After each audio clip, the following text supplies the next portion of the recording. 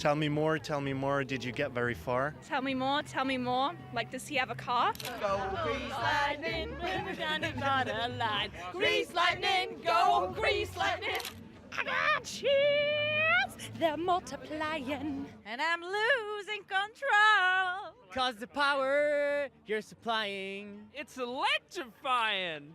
You better shake that boo, boo, boo, cause I need a man, and my heart is set on you. You're the one that I want. You are the one I want. Ooh, ooh, ooh, honey, the one that I want. You are the one I want. Ooh, ooh. You might have guessed, today we're meeting the Hollywood actor John Travolta. He's in Cannes for the premiere of his new film, the gangster mob biopic Gotti. Sonia Patricelli met the cast on the red carpet. Let me tell you something. New York is the greatest city in the world, my city. I was a kid in these streets, and I made it to the top. Hi, congratulations. It must be a special night for you. It was such a phenomenal reaction, the standing ovation, and after working so hard, 8 years to get this off the road and onto the screen, it was really wonderful. What have you got in common with the gangster, John Gotti? Probably only that I like clothing and dressing up, and I love my family. But other than that, I can't really think of anything I have in common. Like that, I became a made man. Dad, I'm thinking maybe take a year off. You want to hang out with me? Do you know what you're doing to this family? I will build something that nobody can destroy. Salute. Kelly Preston, what's the difference between your on-screen husband, John Gotti, and your real-life husband, John Travolta? Obviously, my husband doesn't have the same job that John Gotti does, and didn't do any of. Doesn't curse like that. They are very passionate in their fighting, and we don't fight at all. I had to read about it. It is on the cover of the paper that our son is a target. Daily News, the fucking Post. Yeah, Since when do they tell the truth? You played in some 40 movies. What's special about this one? It's always fun to do a gangster movie. Gangster movies are great. They're a part of our culture. It goes back to James Cagney and Humphrey Bogart and Edward G. Robinson, and then of course The Godfather came along, and that was it was one of our most important films. So it's great fun to play a bad guy. They're much more fun than good guys. Paul Castellano was a fish in the desert. I never respected Paul. You killed the boss's boss. You will bring down hellfire. There is no choice.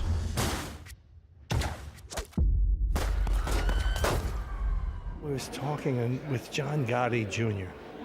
He says to me, look, come on, let's be honest here. You must have some concerns. I said, yeah, I do. So what? I said that you're going to try to whitewash your father's image. He went, that's good. So let me tell you something. My father was a gangster 24/7, and he was a killer. And I went, okay, we can start from there. Our job now is to maintain leadership. I nominate John Gotti.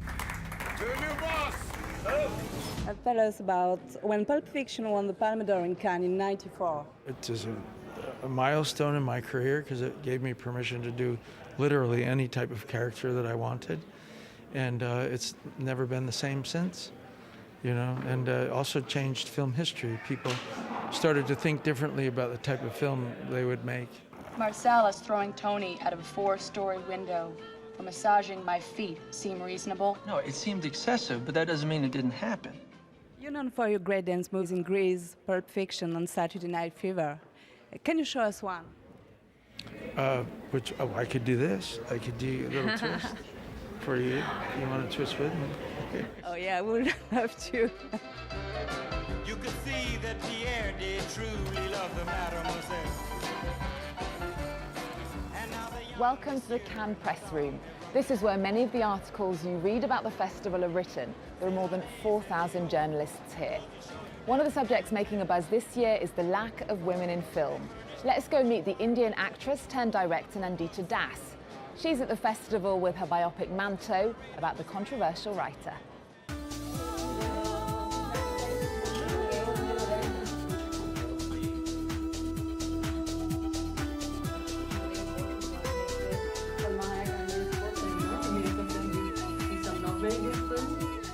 Nandita, congratulations on the film. Thank you.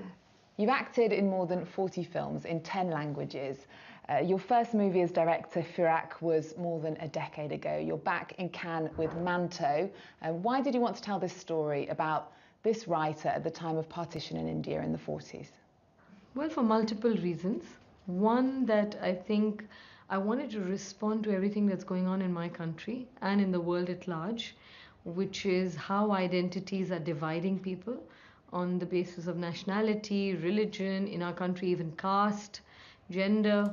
And Manto was someone whose stories were so humanist. You know, he was not religious. He didn't believe in even being bogged down by national identities.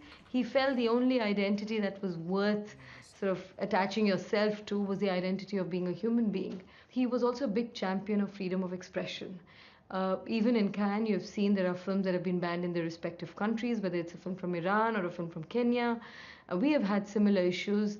In my own career as an actress, I have faced censorship. So that's the other thing. And the third thing is, which is a very important one, that he has a very special gaze, a very empathetic gaze on women and those in the margins of society. And also my father, he's a painter, and he's quite maverick in his own world and quite a misfit and very blunt like Manto. So I also saw at a personal level that I grew up with a Manto, kind of a Manto-esque man. So I think for personal, socio-political reasons, my own engagement in issues with women, all of that somehow came together, I felt, if I would tell a story on Manto. Safia उठो माफ करना जान लेकिन ये खुशी तो हम एक साथ ही मनाएंगे आ जाओ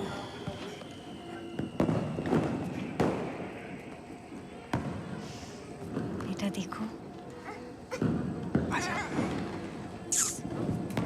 आसमान तो देखो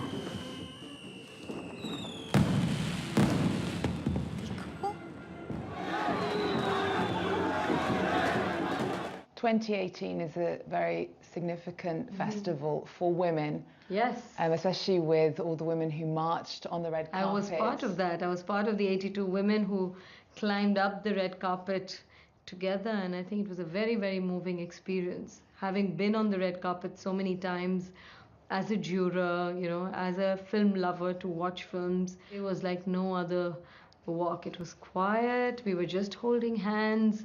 There were not just these glamorous actresses and director in their fancy dresses, but there were really women behind the scenes tirelessly working in all shapes and sizes and clothes and shoes, and it wasn't about all that, which is kind of rare for the red carpet. So I think it was very refreshing, and there was almost a sense of sisterhood there. The Me Too and Time's Up movements began in Hollywood and they resonated around the world. What effect did they have on film in India? Unfortunately, very little. I wish there was more impact, and we had all imagined it to have, but there was a deafening silence actually in the Indian film industry. And the few women who did speak up a little bit were kind of, in fact, almost ostracized, and they didn't garner that kind of support. But I think the time is coming. Everywhere it has to reach India as well. I think there have been a lot of talks in India, but still it hasn't reached that kind of a tipping point which happened in Hollywood. What do you think Manto would have thought of the film? I was wondering actually today, what would he have thought? I think he's a lot about the intent, and that's one thing I can immodestly say, that my intent has been pure. So I think Manto would be smiling. I hope so, at least. Okay, Nandita, thank you. Thank you so much.